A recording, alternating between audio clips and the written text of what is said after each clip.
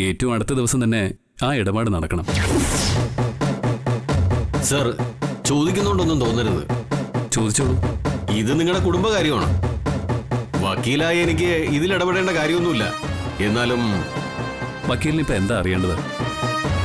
അല്ല സർ, ഇതിപ്പോ പാർവതി മേഡത്തിന്റെ പേരിൽ നിന്നും പ്രഭാവതി മേഡത്തിന്റെ പേരിലേക്ക് മാറ്റാൻ എന്താ കാരണം? അതിന് പ്രത്യേകിച്ച് കാരണമൊന്നുമില്ല. എന്റെ അമ്മ മരിച്ചതിന് ശേഷം എന്നെ വളർത്തി വലുതാക്കിയത് പ്രഭാവതി അമ്മയല്ലേ. അപ്പോ അതിന്റെ നന്ദി ഞാൻ കാണിക്കണമല്ലോ. അല്ല സർ, ഗോപി സാറിനോട് സാർ ഇത് ഡിസ്കസ് ചെയ്തിരുന്നോ? ഇല്ല, അതൊക്കെ ഞാൻ സംസാരിച്ചോളാം. സാറിനോടൊന്ന് ചോദിച്ചിട്ട് ഈ ഇടപാട് നടത്തുന്നതല്ലേ നല്ലത്? അല്ല, ഞാൻ ഈ വസ്തുക്കളൊക്കെ പ്രഭാവതി അമ്മയുടെ പേരിൽ എഴുതി കൊടുക്കുന്നതിൽ വക്കീലിന് എന്തെങ്കിലും പ്രയാസമുണ്ടോ? അയ്യോ, എനിക്കെന്ത് പ്രയാസം? ഞാൻ ചോദിച്ചെന്നേ ഉള്ളൂ. വക്കീല് ഞാൻ പറയുന്ന അങ്ങോട്ട് കേട്ടാൽ മതി. രജിസ്ട്രേഷന് വേണ്ട നടപടികളൊക്കെ തുടങ്ങിക്കോളൂ. അച്ഛന്റെ സമ്മതമൊക്കെ ഞാൻ വാങ്ങിക്കോളാം. അച്ഛൻ സമ്മതിക്കും. ആ, എന്നാ ശരി, അങ്ങനെ ആയിക്കോട്ടെ. പക്ഷേ ഒരു കാര്യം. എന്താ ഇഷ്യൂ? സർ, നാളെയും മറ്റന്നാളും രജിസ്റ്റർ ഓഫീസ് അവധിയാ. അത് കഴിഞ്ഞേ നമുക്ക് രജിസ്ട്രേഷൻ നടത്താൻ പറ്റൂ. അത് മതി.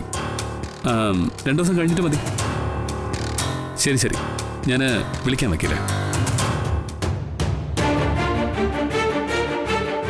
പാർവതി, നിന്നോട് ഞാൻ പറഞ്ഞില്ലല്ലോ, നിന്റെ പേരിലുള്ള നമ്മുടെ സ്വത്തുക്കളെല്ലാം സർവ്വതും അമ്മയുടെ പേരിലേക്ക് എഴുതി കൊടുക്കണം. നിനക്കതിൽ വിഷമമൊന്നും ഉണ്ടാവില്ലെന്ന് എനിക്കറിയാം. ആ വസ്തുക്കൾ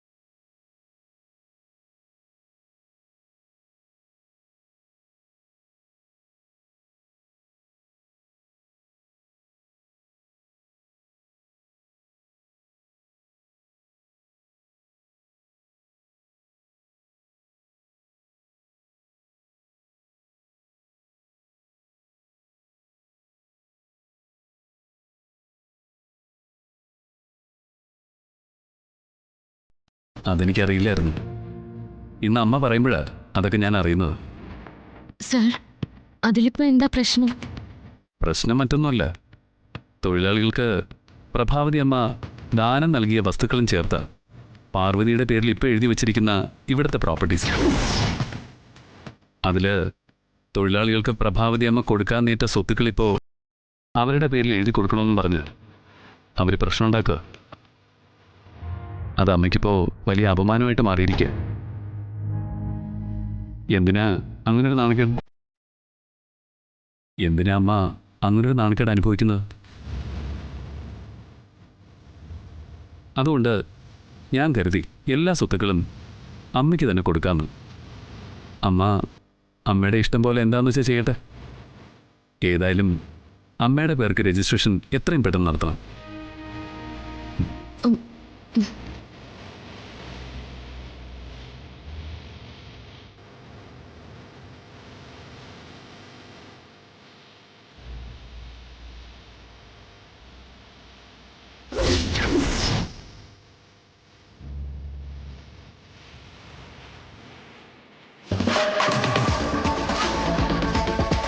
ഒരുവിധം നാടകം കളിച്ച് വിശാലിനെ കൊണ്ട് സ്വത്തുക്കൾ എൻ്റെ പേരിൽ എഴുതി വെപ്പിക്കുന്ന നിലയിൽ എത്തിച്ചു.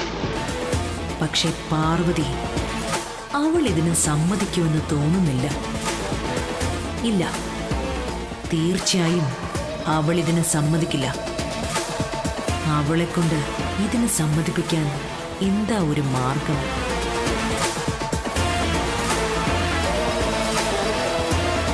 വിശാലിന്റെ ആവശ്യമായി ഇത് പാർവതിയെ അറിയിക്കണം. അങ്ങനെ അവനെ കൊണ്ട് അവളെ സമ്മതിപ്പിച്ചെടുക്കണം.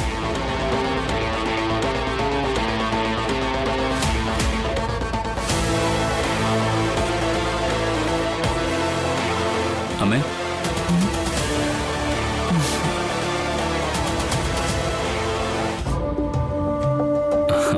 അമ്മേ, രജിസ്ട്രേഷന്റെ കാര്യം ഞാൻ നമ്മുടെ വക്കീലിനോട് സംസാരിച്ചു. എന്നിട്ട് 2 ദിവസം രജിസ്ട്രാർ ഓഫീസ് അവധിയാ. അത് കഴിഞ്ഞ ഉടനെ രജിസ്റ്റർ ചെയ്യാന്നാ വക്കീല് പറഞ്ഞത്. അല്ല മോനെ, ഇപ്പോഴും ഞാൻ പറയുക, ഞാൻ എന്റെ വിഷമം പറഞ്ഞു എന്നേ ഉള്ളൂ. അതിന്റെ പേരില് തിടുക്കപ്പെട്ട് സ്വത്തുക്കൾ എന്റെ പേരിൽ എഴുതി വെക്കണമെന്നൊന്നുമില്ല. ഇതിനി വെച്ച് താമസിപ്പിക്കണ്ട. സ്വത്തുക്കളെല്ലാം ഉടനെ തന്നെ അമ്മയുടെ പേരിലേക്ക് മാറ്റണം. അത് അമ്മയുടെ പേരിലിരിക്കുന്ന തന്നെയാ നല്ലത്. മോനെ, എന്നാലും അമ്മ കൂടുതലൊന്നും ചിന്തിക്കണ്ട. ഞാൻ എല്ലാം തീരുമാനിച്ചു കഴിഞ്ഞു. എടാ മോനെ, ഞാൻ പറയുന്നതൊന്ന് കേൾക്ക്. വക്കീലിനോട് സംസാരിച്ചത് ഓക്കെ, അതവിടെ നിൽക്കട്ടെ. അതിനു മുമ്പ് നിന്റെ അച്ഛന്റെ സമ്മതം വാങ്ങണ്ടേ? അതൊക്കെ ഞാൻ വാങ്ങിക്കൊള്ളാന്ന് പറഞ്ഞില്ലേ. ശരി, ഗോപിയേട്ടന് എതിർപ്പുണ്ടാവില്ല എന്ന് നമുക്ക് കരുതാം. പക്ഷേ പാർവതിയോട് സംസാരിക്കണ്ടേ? എടാ, തീർച്ചയായിട്ടും പാർവതിയോട് നീ ഇതിനെക്കുറിച്ച് സംസാരിക്കണം. പാർവതി ഇതിന് സമ്മതിക്കും അമ്മേ. അവളെന്തിനാ ഇതിനെ എതിർക്കുന്നത്? വിശാൽ, അങ്ങനെ ഒരു മുൻവിധിയോടെ രജിസ്ട്രേഷൻ നടപടിയിലേക്ക് നമുക്ക് പോണ്ട.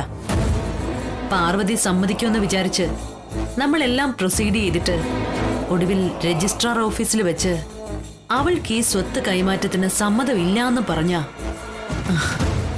അവിടെ വെച്ച് വെറുതെ പ്രശ്നങ്ങൾ ഉണ്ടാവില്ലേ? അവളങ്ങനെ എതിർപ്പുണ്ടാവില്ലായിരിക്കാം. എങ്കിലും അവൾക്കിതിന് പൂർണ്ണ സമ്മതം ഉണ്ടോ എന്ന് 1 അല്ല 10 തവണയെങ്കിലും ചോദിച്ച് സമ്മതം വാങ്ങണം. അമ്മേ, ഞാനിത് അവളോട് സംസാരിച്ചതാ. സംസാരിച്ചോ? അത് ശരി. എന്നിട്ട്? അവള് മറുപടിയൊന്നും പറഞ്ഞില്ല, മിണ്ടാതെ നിന്നതേ ഉള്ളൂ. അവളുടെ ആ മൗനം നമുക്ക് സമ്മതമായി കരുതാം. ഒരുപക്ഷെ ആ മൗനം അവളുടെ എതിർപ്പാണെങ്കിലോ?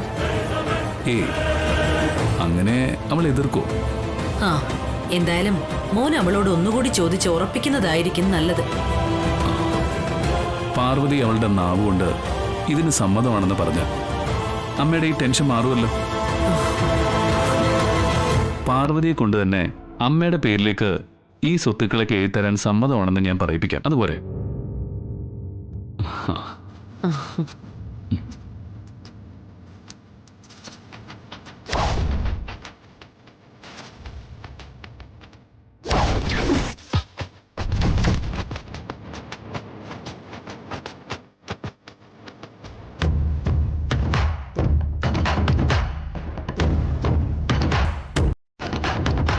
ബുദ്ധിരാക്ഷസി തന്നെയാ പ്രഭാവതി അമ്മ. വിശാൽ സാറിന്റെ സ്നേഹം മുതലെടുത്ത് എത്ര തന്ത്രപരമായ അവര് സ്വത്തുക്കൾ തട്ടിയെടുക്കാൻ ശ്രമിക്കുന്നത്. വിശാൽ സാറിനെ എങ്ങനെ ഇതിൽ നിന്നും തടയും? പ്രഭാവതി അമ്മയുടെ തനി സ്വരൂപം വിശാൽ സാറിന്റെ മുമ്പിൽ വെളിപ്പെടുത്താൻ എന്താ ഒരു മാർഗം?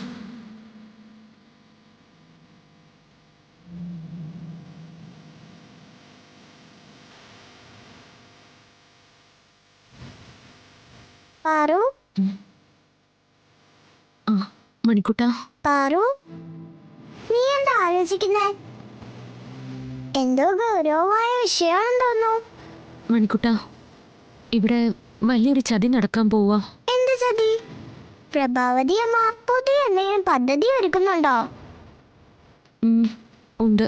അതിന് പ്രതാപൻ ഇവിടെ ഇല്ലല്ലോ. പ്രതാപനില്ലാതെ പ്രഭാവതി അമ്മ തനിയെ എന്ത് ചെയ്യാനാ? അനിയൻ കൂടെ ഇല്ലെന്ന് കരുതി പ്രഭാവതി അമ്മ തളർന്നിട്ടൊന്നുമില്ല. അവരുടെ നീക്കങ്ങളൊക്കെ ഇപ്പോഴും പഴയതുപോലെ തന്നെ തുടരുന്നുണ്ട്. ഇവിടുത്തെ സ്വത്തുക്കൾ മുഴുവൻ തട്ടിയെടുക്കണം. അതാ അവരുടെ അന്തിമ ലക്ഷ്യം. അതിനു വേണ്ടിയുള്ള ശ്രമങ്ങളിൽ നിന്നും അവര് ഒരു നെല്ലിയുടെ പോലും പിന്മാറിയിട്ടില്ല. ഇപ്പോ എന്താ പുതിയ പദ്ധതി? നിനക്കറിയാലോ, വിശാൽ സാർ പ്രഭാവതി അമ്മയെ ഗായത്രി അമ്മയ്ക്ക് തുല്യമാണ് സ്നേഹിക്കുന്നത്. അവരെ കണ്ണും പൂട്ടി സാർ വിശ്വസിക്കാം. ഒരു തരത്തിലും സാറിന് പ്രഭാവതി അമ്മയുടെ സംസാരത്തിലോ പെരുമാറ്റത്തിലോ സംശയമൊന്നുമില്ല. ഇതെല്ലാം ആ പ്രഭാവതി അമ്മയ്ക്ക് നന്നായിട്ട് അറിയാം. അവര് വിശാൽ സാറിൻ്റെ ഈ ദൗർബല്യങ്ങൾ പരമാവധി മുതലെടുക്കുവാണ്. അതിലും അവര് വിജയിച്ചു കഴിഞ്ഞു എന്ന് തന്നെ വേണമെങ്കിൽ പറയാം. ഇപ്പോ അമ്മയോടുള്ള സ്നേഹം മൂത്ത് എൻ്റെ പേരിലുള്ള സാറിൻ്റെ സ്വത്തുക്കൾ മുഴുവൻ സാറ് പ്രഭാവതി അമ്മയുടെ പേരിൽ എഴുതി കൊടുക്കാൻ പോവാ. അതായത് ഞാനൊന്നും അറിഞ്ഞില്ലേ രാമനാരായണ എന്ന മട്ടിൽ പ്രഭാവതി അമ്മ ആ സ്വത്തുക്കൾ മുഴുവൻ തന്ത്രപൂർവ്വം അടിച്ചെടുക്കാൻ പോവാ. ഇതൊക്കെ അറിയാമായിരുന്നിട്ടും നീ ഇതിന് കൂട്ടു നിൽക്കാൻ പോവാണോ പാറു? നീ ഈ സ്വത്തുക്കൾ പ്രഭാവതി അമ്മയുടെ പേർക്ക് എഴുതി കൊടുക്കാൻ പോവാണോ?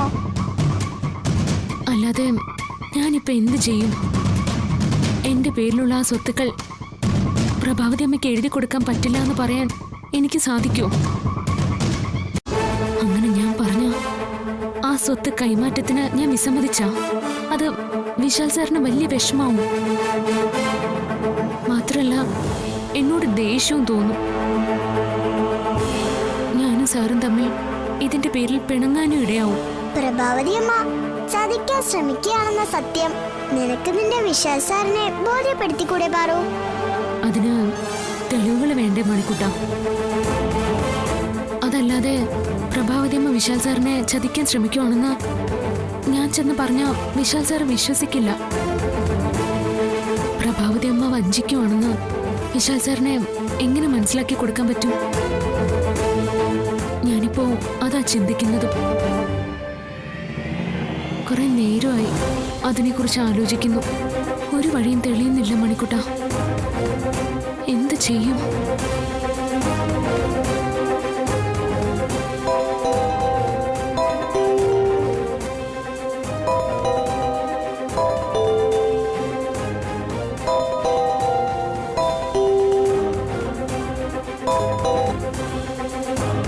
ഹലോ,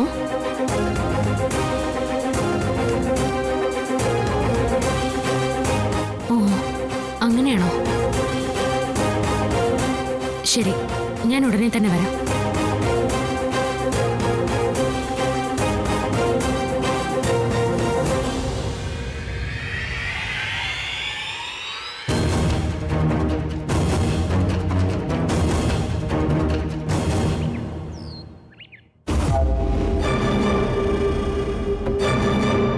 പാർവതി,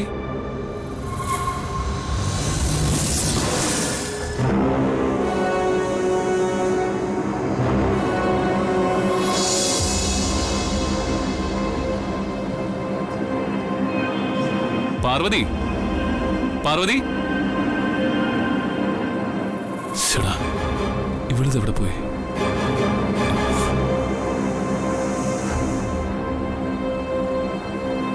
പാർവതി, പാർവതി. ആ അച്ഛ, അച്ഛൻ പാർവതി കണ്ടോ? പാർവതിയോ? ഇല്ലല്ലോ. എന്താ അവളോട് ഇല്ലേ? ഇല്ല. അവളിത് എങ്ങോട്ട് പോയി? ഒരു അത്യാവശ്യ സമയത്ത് അവളിത് എങ്ങോട്ട് പോയി? അത്യാവശ്യ സമയോ? അല്ല, എന്ത് അത്യാവശ്യം? അച്ഛാ, പാർവതിയുടെ പേരിലുള്ള നമ്മുടെ കുടുംബ സ്വത്തുക്കൾ ഞാൻ പ്രഭാവതി അമ്മയുടെ പേർക്ക് എഴുതി കൊടുക്കാമെന്ന് തീരുമാനിച്ചു.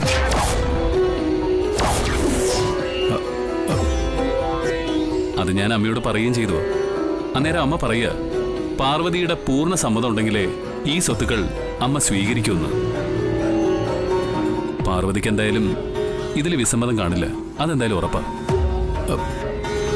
അവളുടെ ആ സമ്മതം അമ്മയോടൊന്ന് നേരിട്ട് പറയണം.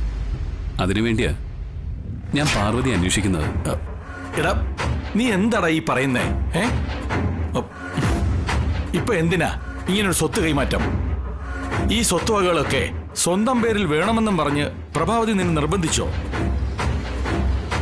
പ്രഭാവതി ആവശ്യപ്പെട്ടത് കൊണ്ടാണോ നീ ഈ സ്വത്തുക്കളെല്ലാം പ്രഭാവതിക്ക് എഴുതി കൊടുക്കാൻ പോകുന്നേ? ഏയ്, അമ്മ നിർബന്ധിച്ചിട്ടൊന്നുമില്ല. പക്ഷേ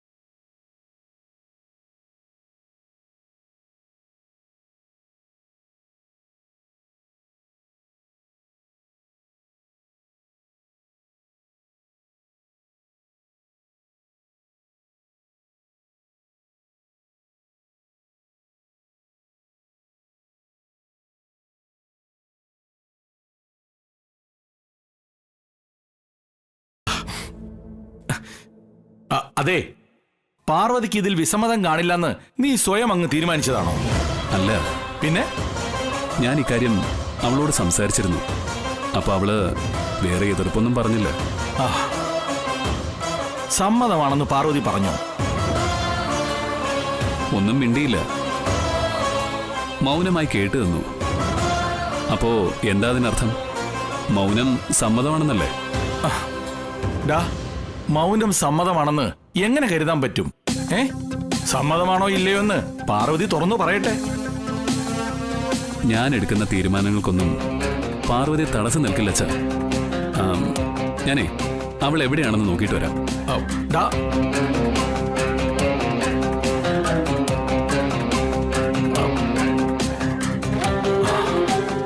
ഏതായാലും വിശാലിന്റെ ഈ നീക്കത്തെ തടയണം.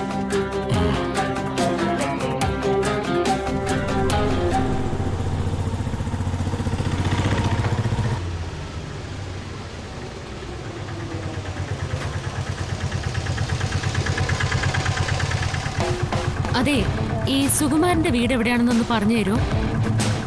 ആ കാണുന്ന വഴി നേരെ പോയാൽ മതി. പൊയ്ക്കോളൂ.